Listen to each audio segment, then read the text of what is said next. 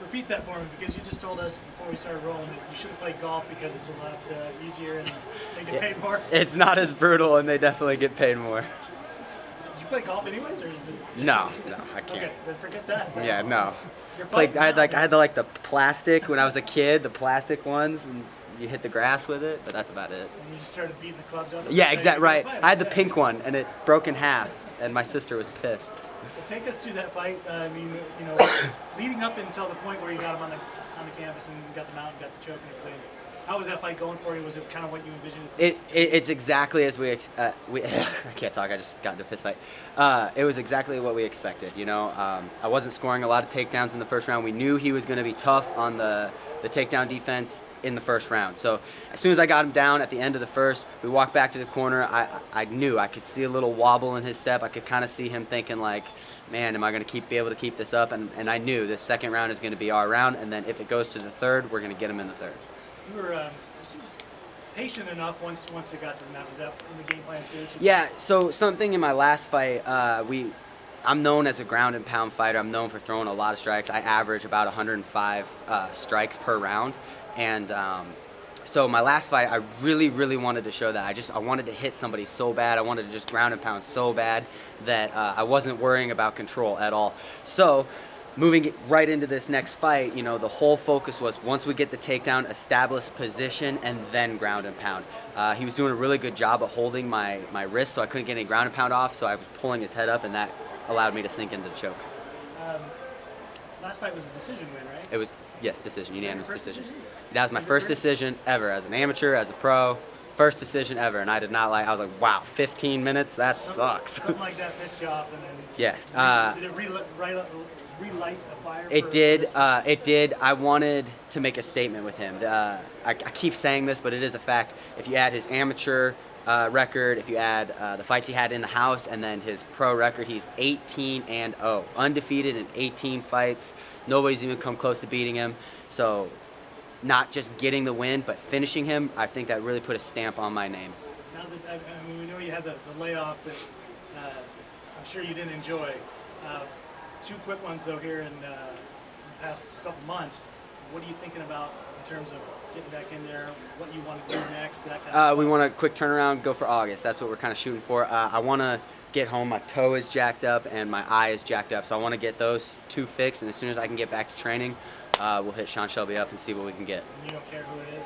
Yeah, I mean, there's a bunch of names. Shane Young, that fight still intrigues me. He's super exciting. I'm super exciting. I think that's bonus money written all over it. I'm down for that fight, but honestly, it doesn't matter. I just want to get my eye and my toe fixed right now. Speaking of bonus money, I mean, it's kind of the talk right now. We don't want to jinx anyone, but we've had 5 straight finishes tonight. That's the first time that's happened since, I think, the Tough 26 finale. What do you think? You got a good shot tonight? Man, I mean, I just said bonus money, but you can't ever go into a fight, thinking bonus money, bonus money. That's not what this is about. If you're thinking bonus money, you're not thinking I want to win.